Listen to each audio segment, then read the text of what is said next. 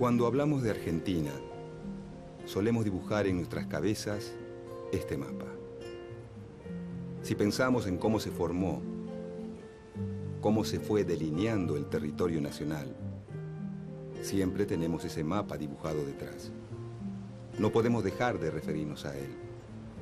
Pensamos que Argentina es ese mapa, pero en realidad lo que ahora es Argentina, uno de los países que se construyeron después de la caída del Imperio Español en América, pudo haber tenido otra forma.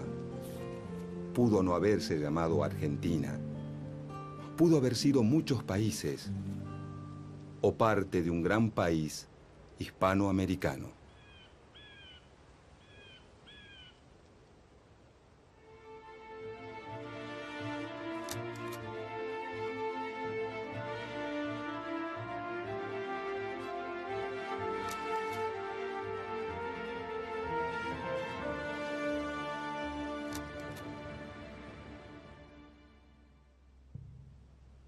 Lo que ahora se llama Argentina era el territorio ubicado más al sur de la América del Sur, que después de la conquista fue organizado por los reyes españoles en el Virreinato del Perú.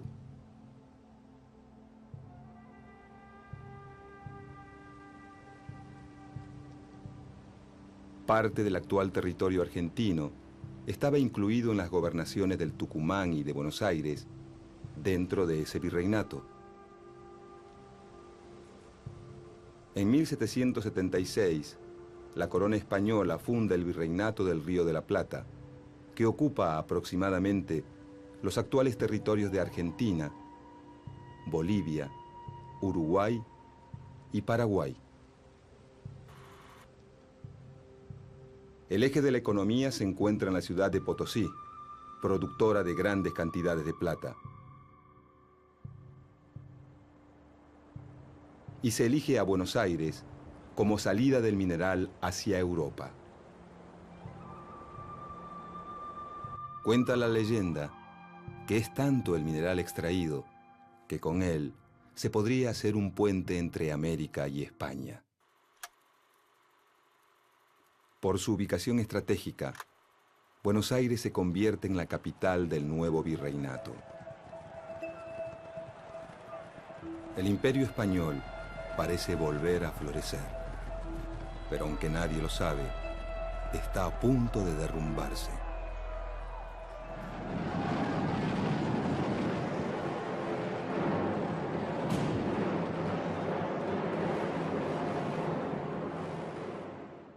En 1808, el rey de España, Fernando VII, es capturado por el emperador francés Napoleón, que impone en el trono a su hermano José Bonaparte.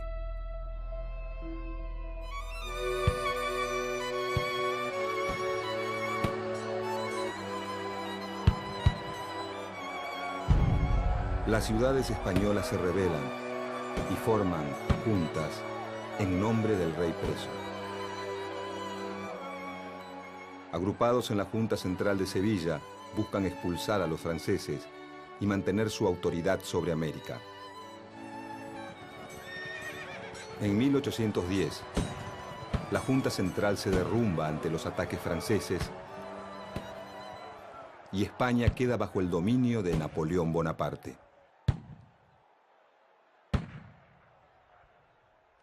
Al llegar las noticias a América, algunas ciudades deciden formar juntas. Caracas, Buenos Aires, Bogotá, Santiago de Chile y una región mexicana llamada el Bajío expulsan a las autoridades coloniales. Mientras que México, Lima y Montevideo se mantienen fieles a un consejo de regencia español. En el Río de la Plata, la revolución se expresa en Buenos Aires el 25 de mayo de 1810.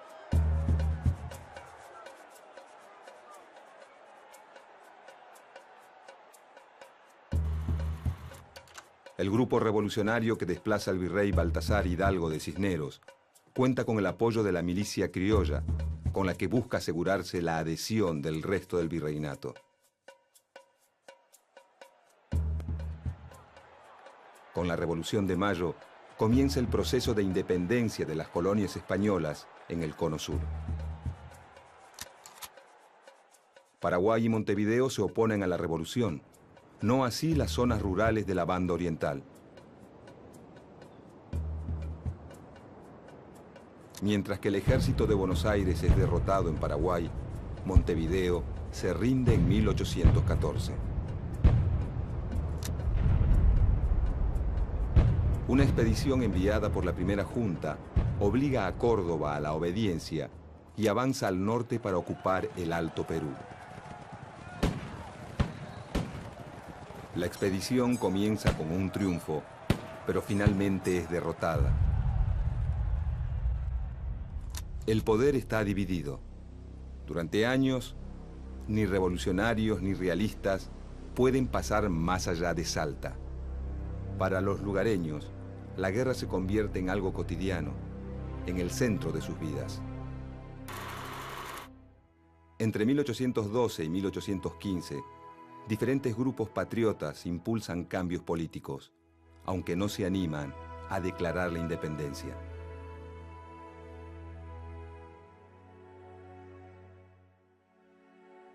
En 1815, el gobierno revolucionario apoya el plan del general José de San Martín: atacar a los realistas en Chile y avanzar sobre el Perú.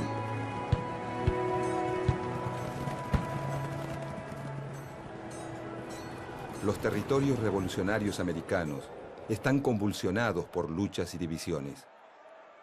En Buenos Aires, los dirigentes, a pesar de sus diferencias, coinciden en dos premisas: ganar la guerra contra los realistas y mantener un sistema de gobierno centralista con sede en esa capital.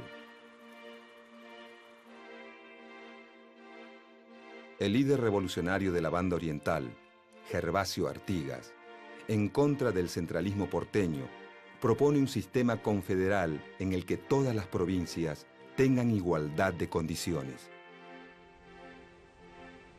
Artigas es respaldado por Entre Ríos, Corrientes, Santa Fe, la zona de las Misiones, la Banda Oriental y, durante un breve periodo, Córdoba. Para 1815, el territorio revolucionario en América está dividido en dos. El virreinato del Río de la Plata se mantiene en poder de los revolucionarios. México, Nueva Granada, Venezuela y Chile caen bajo el poder realista.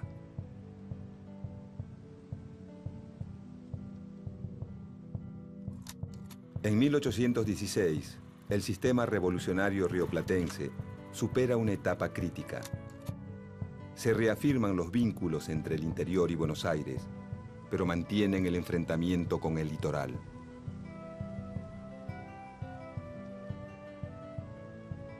Para disminuir la tensión, se elige a la provincia de Tucumán para llevar a cabo el Congreso que declara la independencia de las Provincias Unidas de Sudamérica. Potosí, Cochabamba y Charcas, que hoy pertenecen a Bolivia, son algunas de las regiones que declaran la independencia. En cambio, algunas provincias que hoy son argentinas, como Santa Fe, Corrientes y Entre Ríos, no concurren al Congreso de Tucumán.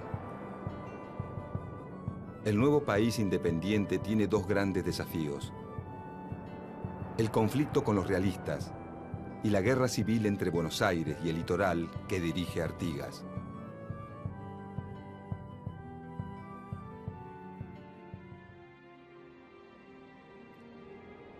El nuevo director supremo, Juan Martín de Pueyrredón, reafirma el gobierno centralista y apoya al general José de San Martín, que inicia su campaña a través de los Andes.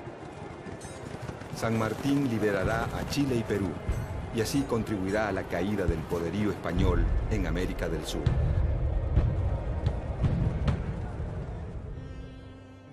Pero en las Provincias Unidas, El alto costo de la guerra debilita al gobierno central, que delega en figuras destacadas de cada provincia la capacidad de reclutar hombres y recursos para la lucha.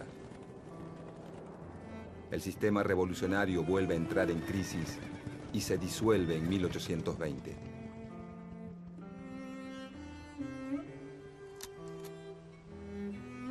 En el Virreinato del Río de la Plata, el actual territorio argentino está dividido en 3 intendencias: Salta del Tucumán, Córdoba del Tucumán y Buenos Aires.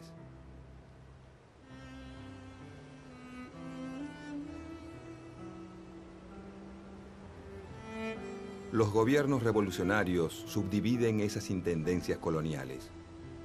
Cuyo es separada de Córdoba, Tucumán de Salta, y el litoral artiguista se desvincula de Buenos Aires. Cuando en 1820 se derrumba el poder central, la única organización política que se mantiene son las ciudades y las zonas rurales que las rodean, es decir, las provincias. Se intenta crear jurisdicciones más grandes luego del derrumbe del poder central, la llamada República de Entre Ríos y la República de Tucumán, pero pronto fracasan. Quedan entonces 13 provincias y más tarde se agregará Jujuy. Cada una de ellas posee autoridades propias. Muchas sancionan una constitución provincial y en algunas surgen líderes locales que se convierten en caudillos. Salta, Tucumán, Entre Ríos, Santa Fe y la Banda Oriental han sufrido la devastación de la guerra.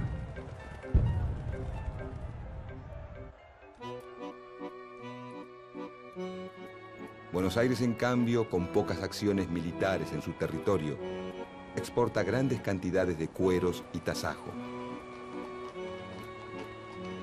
Su aduana le permite aumentar su poder sobre las demás provincias y volcar sus recursos contra los indígenas.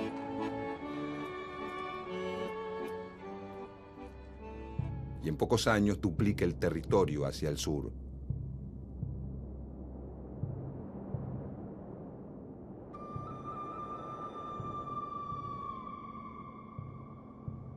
En el interior, el fin de la guerra reactiva los circuitos comerciales, Cuyo con Chile, el norte con la nueva República de Bolivia, mientras que el litoral y Córdoba se vuelcan a la producción de cueros para el mercado atlántico.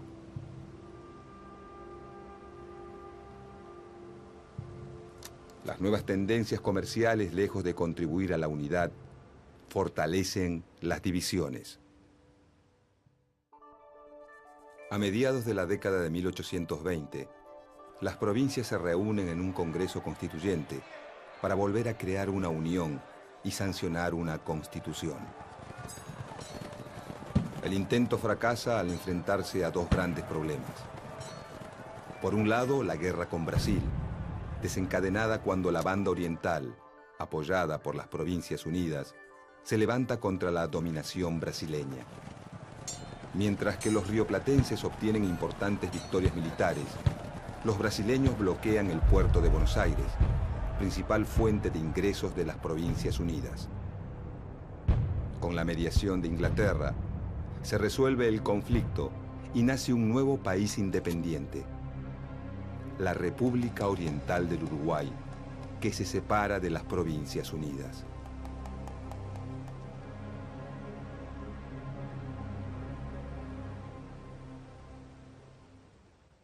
Por otro lado, el Congreso Constituyente se enfrenta a una profunda división en el ideal de Estado.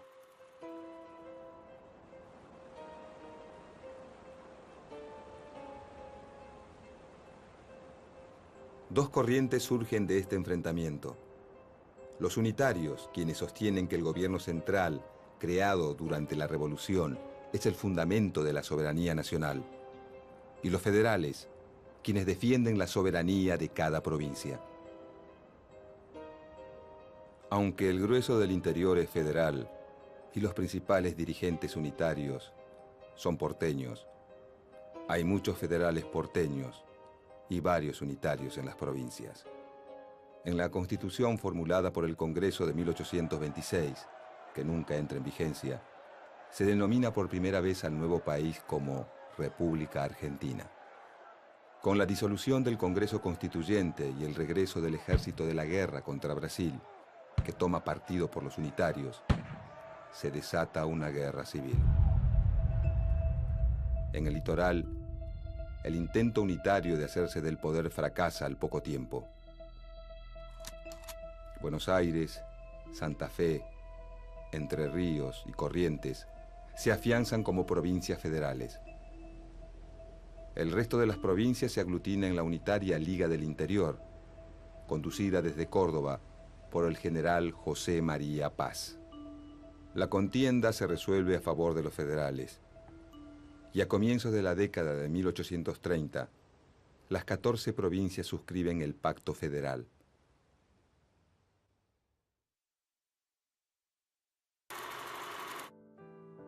Aunque legalmente las provincias son iguales entre sí, el gobernador de Buenos Aires, Juan Manuel de Rosas, afirmado en el poder desde 1835, logra imponer su orden sobre el resto de la Confederación.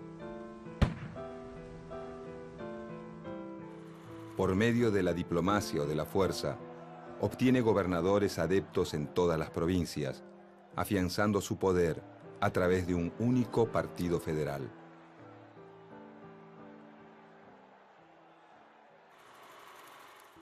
Esta política le genera grandes enemigos. La provincia de Corrientes, que lucha varias veces contra él, los antiguos unitarios, un grupo de federales antirrocistas y un puñado de intelectuales conocido como la Generación del 37. Todos se oponen fuertemente al gobernador porteño.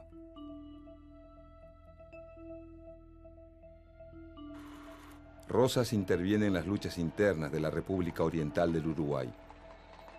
Apoya a los blancos que se enfrentan a los colorados.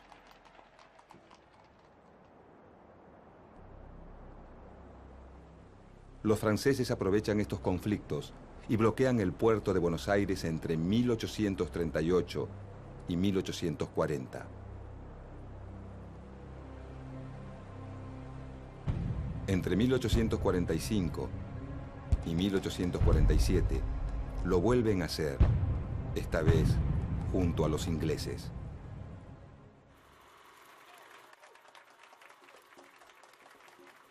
Rosas supera los conflictos y logra el reconocimiento internacional de una zona política autónoma en América del Sur. Es su momento de apogeo, pero uno de sus aliados más importantes, el gobernador de Entre Ríos, Justo José de Urquiza, se levanta en su contra, ya que Rosas impide la libre navegación de los ríos,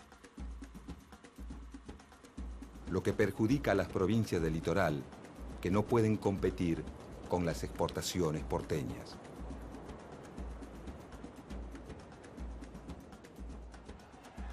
A Urquiza lo apoyan Corrientes, los opositores emigrados, los colorados uruguayos y Brasil. Este conflicto se resuelve con el triunfo de la Alianza Antirrosista en la Batalla de Caseros en 1852. Rosas se exilia en Inglaterra, donde residirá hasta su muerte. Con el fin del rosismo, comienza una nueva etapa en la Confederación. La mayoría de las provincias acepta renunciar a su soberanía en favor de constituir una nación. En Buenos Aires llegan al poder los antiguos antirrosistas, ahora nucleados en el Partido Liberal, que se opone al modelo de país de Justo José de Urquiza, al que ven como a un nuevo Rosas. El conflicto termina con la separación de Buenos Aires de la Confederación Argentina. Urquiza es elegido presidente de la Confederación y la nueva capital pasa a ser Paraná. Un año después, en 1853, se sanciona en Santa Fe la Constitución Nacional.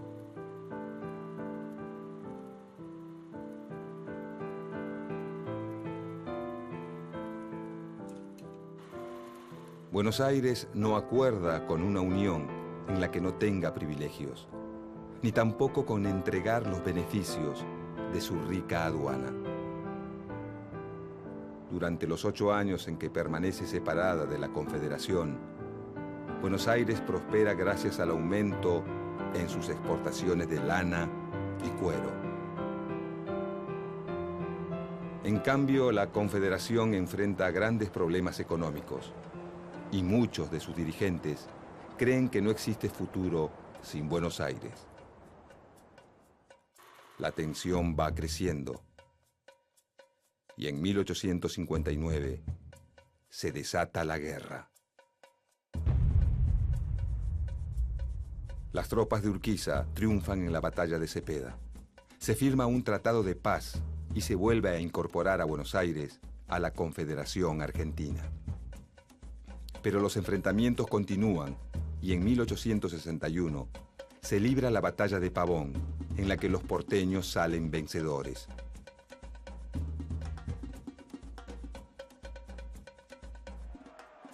Su líder, Bartolomé Mitre, es elegido presidente.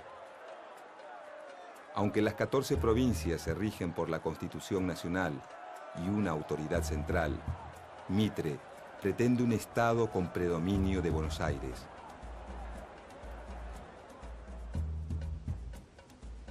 En 1865, el gobierno de Mitre firma el Tratado de Triple Alianza con Brasil y la República Oriental del Uruguay contra Paraguay.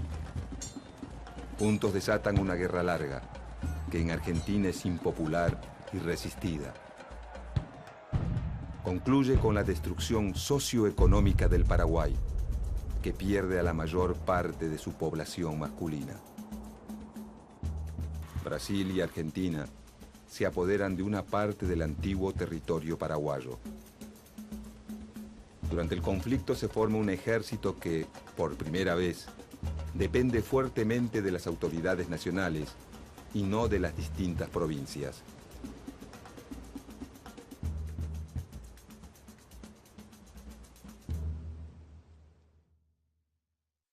Bajo las presidencias de Domingo Faustino Sarmiento y Nicolás Avellaneda, el Estado Nacional afianza su poder sobre los particularismos provinciales, apoyado en un vertiginoso desarrollo económico. Aparecen el alambrado de los campos, el ferrocarril y los inmigrantes europeos que solucionan la escasez de mano de obra. En 1880, 2 candidatos se enfrentan en la elección presidencial. El general Julio Argentino Roca, quien había conquistado territorios al sur de las fronteras, exterminando a los pueblos originarios, y el gobernador de Buenos Aires, Carlos Tejedor.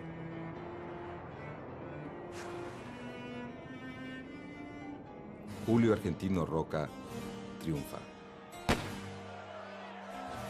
Carlos Tejedor impulsa la sublevación de Buenos Aires para preservar su autonomía ante el Estado Nacional.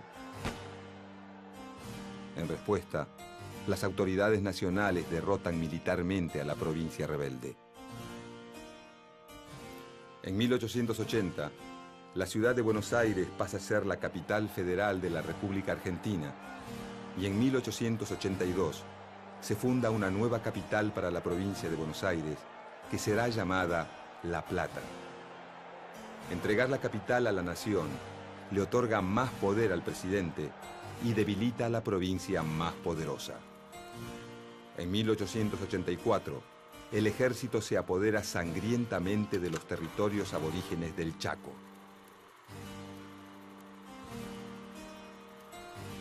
Esta región y la Patagonia conquistada por Roca, pasan a ser territorios nacionales dependientes del gobierno central.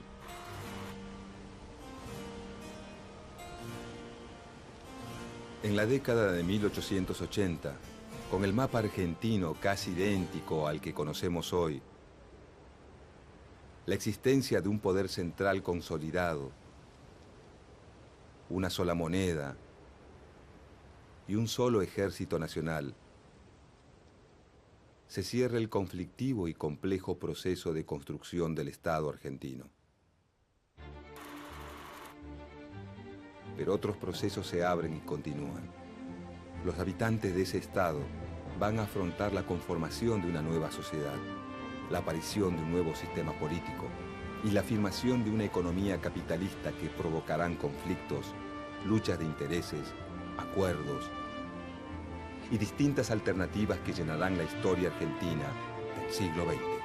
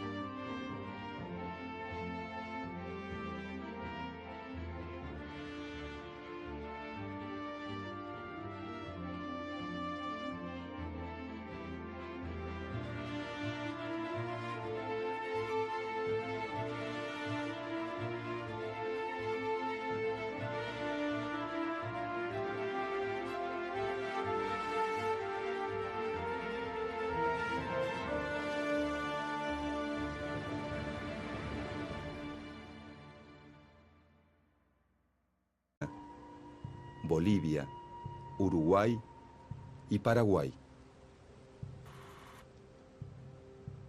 El eje de la economía se encuentra en la ciudad de Potosí, productora de grandes cantidades de plata. Y se elige a Buenos Aires como salida del mineral hacia Europa. Cuenta la leyenda que es tanto el mineral extraído que con él se podría hacer un puente entre América y España. Por su ubicación estratégica, era el territorio ubicado más al sur de la América del Sur, que después de la conquista fue organizado por los reyes españoles en el Virreinato del Perú.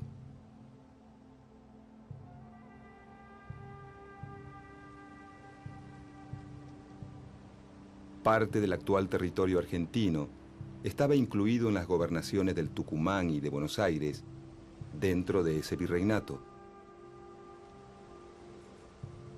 En 1776, la corona española funda el Virreinato del Río de la Plata, que ocupa aproximadamente los actuales territorios de Argentina. Haber tenido otra forma.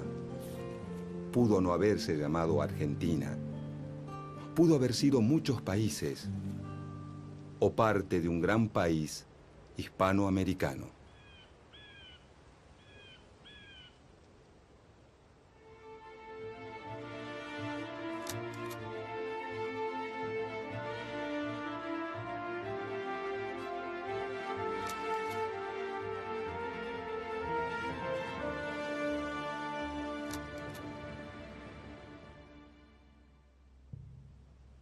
Lo que ahora se llama Argentina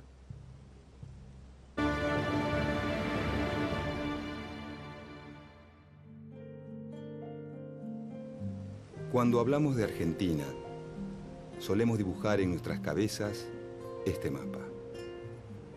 Si pensamos en cómo se formó, cómo se fue delineando el territorio nacional, siempre tenemos ese mapa dibujado detrás. No podemos dejar de referirnos a él. Pensamos que Argentina es ese mapa, pero en realidad lo que ahora es Argentina, uno de los países que se construyeron después de la caída del Imperio Español en América, pudo